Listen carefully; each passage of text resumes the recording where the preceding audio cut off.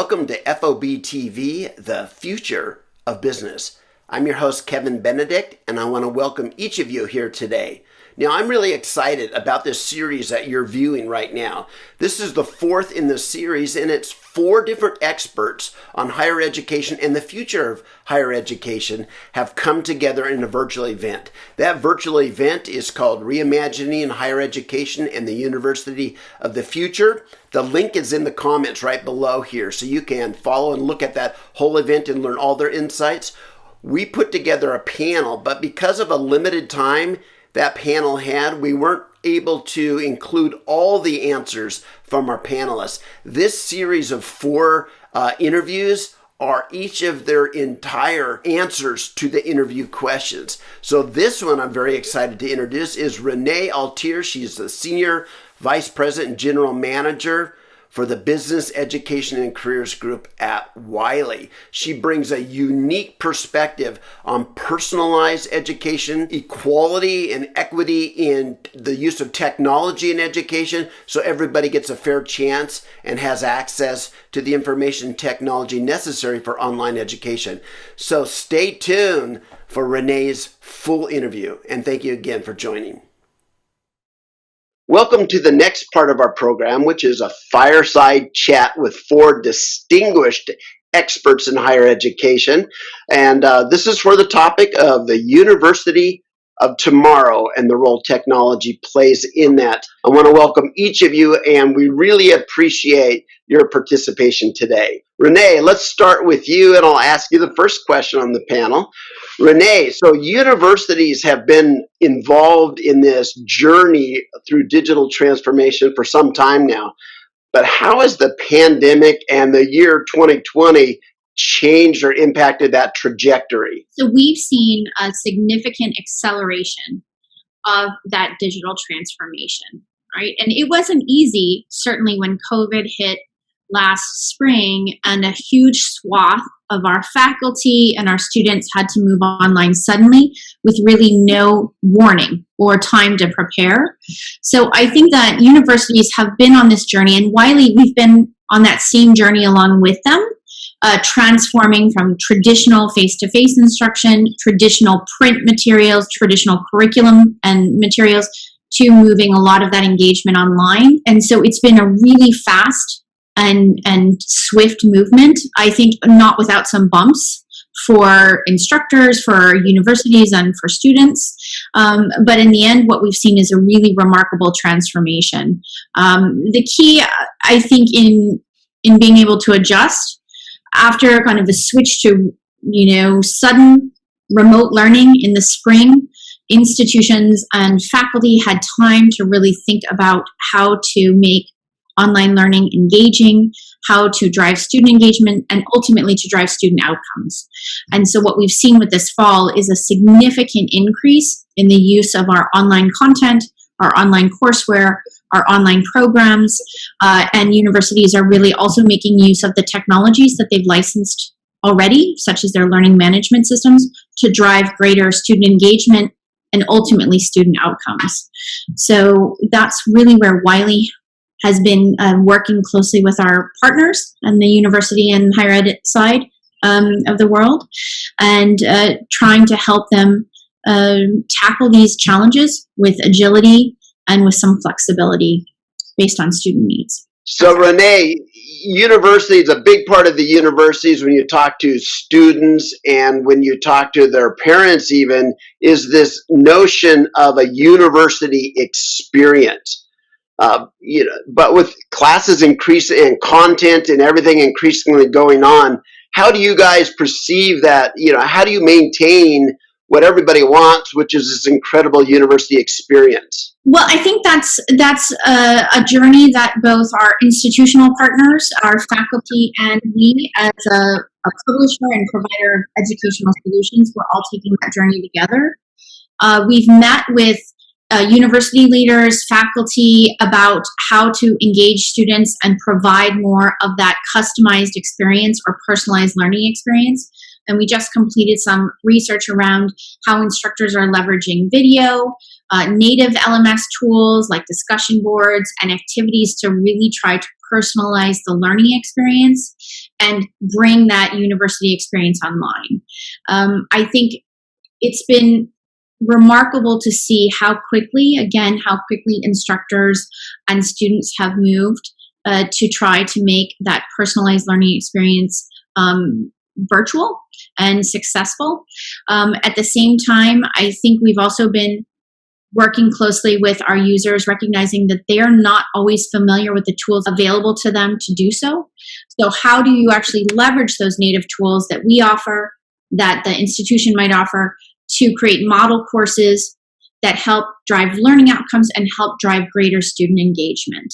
So bringing really the best of online teaching and learning to students. I think that's been one of the things that we've really been working towards and accelerated our own product development activities to support. So nothing, it's hard to mimic face-to-face and in-person engagement, but I think with the digital tools that institutions support, that course providers support, that publishers can support, we can really provide a much greater personalized learning experience. We know education is not one size fits all. We know that online education has already been a big component in making education more equitable and giving more students and more types of students access to learning opportunities and more flexible learning opportunities. So in some ways, we've already been on this journey. It's just, again, we're accelerating it and delivering it to a broader universe of students, and probably more of the traditional students who would normally go to campus and work face-to-face. So we know that students are asking for multiple ways to engage with their instructors. They can't rely on face-to-face instruction either because their campus is closed or because there are limitations. And so we have been working closely with our instructors, with institutions to deliver activities, tools, functionality that can better facilitate that kind of engagement. So I think it's still something that all members of this ecosystem are working to deliver and working to accelerate specific types of tools. You probably just saw that recent announcement about funding for Engagely, kind of a Zoom experience for higher education. A number of other ed tech startups are emerging to help address these needs. But then you look at even traditional course providers, traditional online program companies providing the same kinds of tools or consulting to help faculty really make that online experience personalized. So Renee, I know Wiley's coming from the content side of this, but from your perspective, what does the university campus of the future look like?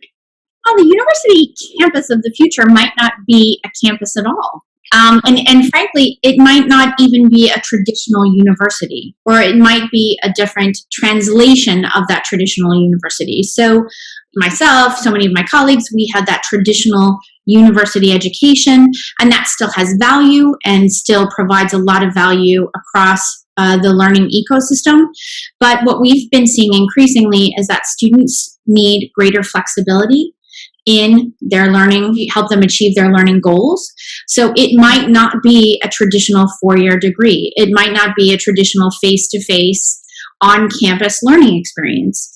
And we also know that when you look at the increased use of online non-traditional course providers like Coursera or Udemy, the boom of online programs for both undergraduate and master's degrees, and then the significant leaps in enrollment for some of the major public and nonprofit online institutions like SNU and WGU.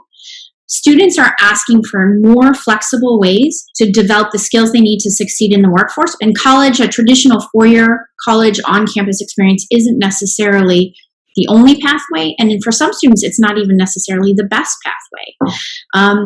So when we look at specific market segments like technology, computer science, engineering, you have a lot of disruptors coming out offering short courses, modular courses, stackable credentials to really compete against the traditional university education. Google just announced a number of very low-cost certification programs in UX, data analytics, and some programming courses. So we do have at Wiley, we have a significant number of business units, products, services, all designed to support that specific learner, especially in the areas of computer science and engineering.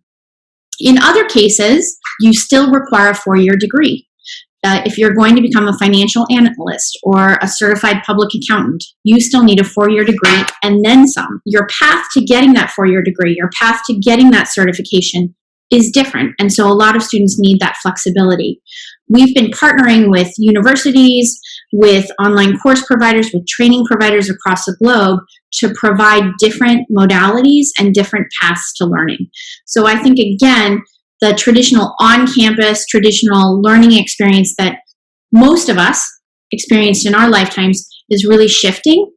And what students are asking for is more flexibility and more personalization in their learning experience. And then our obligation as institutions, as publishers, as developers of online programs and courseware is to also make sure that those personalized and flexible learning experiences actually deliver the results they need. So it's actually improving learning outcomes, improving student performance, and helping students truly upskill and reskill so they can succeed in whatever career they choose. So, Renee, we've heard all of these like massive changes and kind of revolutionary ideas on what the future of higher education might look like. When I'm thinking through this as you're speaking, it seems like more and more things will be in a digital environment, so there'll be digital experiences and all of this. How do you think universities' operating models and business models might be impacted by all this? And, how does the competitive landscape change with so much change in the industry? Universities and course providers and training providers all need to be looking at how are we delivering learning in a more flexible way? Are we making that learning accessible from a cost perspective, from a time perspective? And are we supporting students who might need extra help, extra remediation because they don't have the prerequisite skills or education to succeed in a traditional college environment, or they don't have them yet? So I think significantly we need to invest across the board in higher education institutions, course providers, online program providers, publishers, in making those the materials we create, the courses we create, the education we deliver as accessible and equitable as possible. A great example of this is there's a big shift in what they used to call developmental education. So universities and primarily community colleges had programs for so many years around developmental math and developmental English skills. So let's say you're a student who graduates from high school, you don't have the needed skills in English or math to actually succeed in getting a degree or a certificate. So the higher education ecosystem started out with these programs called developmental math and English, but what they found is most students who fell into those categories and had to take those courses never made it beyond that developmental education path. So they accumulated debt, they didn't actually accelerate their career readiness or upskill for a career, and they never earned the degree. So what we've seen with state institutions, with higher education institutions, and frankly publishers and course providers, is there's a need to provide what we call co-requisite remediation. And so that would enable a student to come into college, take something like algebra or chemistry, and then gather the prerequisite skills while they're taking that class. So they're not spending cycles of time and money trying to get ready for college. They're actually learning while they're in college. And so that's a good example, I think, of how the business model is changing, how the organizational and operational workflow of education is changing. Wiley, we acquired a company about a year ago called Newton, a little over a year ago, which offers personalized adaptive learning. And they have a large swath of courses in that co-requisite remediation space. So again, if you're a student taking any math course in college or a chemistry course, you can get that additional co-requisite remediation while you're taking that course without using up the instructor's time.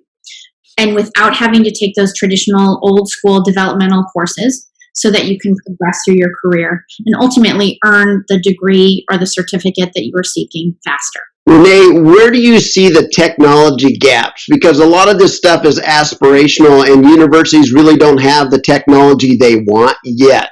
So if we look ahead 5 years to where we want to be, kind of an aspirational view of the future, what gaps in technology do we actually have to fill to get there? Universities have historically invested quite a bit in technology infrastructure, particularly with the traditional learning management systems, and those are still pervasive and widely used. I would say, based on my experience in working with universities for a long time now, probably 15 to 20% of the LMS's capabilities are truly leveraged by most faculty.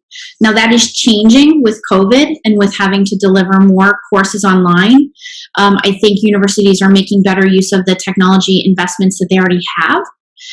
But there are issues both in terms of what technology is needed to deliver more personalized, more flexible learning experiences for students in college. It's really important for us to consider equity and access for students who are coming to college. So that's been one of the most heartbreaking side effects of COVID, in my opinion. When universities had to rapidly, and colleges had to rapidly migrate all of the instruction online, what became really apparent was there was great disparity among college students in terms of Wi-Fi access, in terms of solid webcams, solid computers, quiet study spaces, so that students who had greater, financial struggles, maybe were in a, particularly underserved population, really had a tough time making that transition. So I think in terms of technology for a higher education institution, we need to think about all students and make sure that all students are being considered equally, not just students who have the means and the funding to be able to afford the technology to learn online. International students and learners don't have solid internet access, so we need to be able to provide, for example, offline access to materials or low-tech access to materials so that they can still learn without requiring significant broadband or Wi-Fi access. So I think that's a really common and huge problem that we collectively have to solve for. The other thing is that there's a bit of a myth. We often call faculty digital immigrants and students digital natives because students are so facile with different technologies and they're on social media all the time. What we have found from our lens in working with instructors and students is that students are very competent when it comes to using the technologies they know well and that they use for social purposes, for engagement, and for their high school experience. Then asking students to become digitally adept in using tools that might be new to them, that's a whole different story. So a student who's really good at Instagram and TikTok and Facebook, or I'm dating myself, let's say Snapchat, is actually may not be that capable in working with Excel or Power BI or Tableau, which might be the tools they need to actually succeed in college. So universities and content providers and course providers need to be able to help students learn the skills they need to succeed academically, not just make the assumptions that they can master those or have those skills coming into school, because they just don't. They don't. And they often need that kind of help and remediation to become digitally adept across the board. I think what we're also seeing in terms of technology gaps and overall gaps that universities can provide and corporations can help them provide is that students are very anxious about developing career-ready skills and developing the tools they need to succeed in their careers. Let's face it, a higher education degree or a set of certificates is expensive. So what we hear consistently from students is they need to understand the return on investment for that investment. Now, there's a whole set of arguments around the commoditization of higher education, and is the value of a degree just getting a great job? No, that's not true. You learn a ton of different skills in getting that degree, and those skills are invaluable, and you can translate those into the workforce. But students are asking for consistent integration, education and instruction to help them develop the skills they need for the workforce. That can include things like, again, like digital tools, the ability to use digital tools and skills like Python or Excel or Tableau.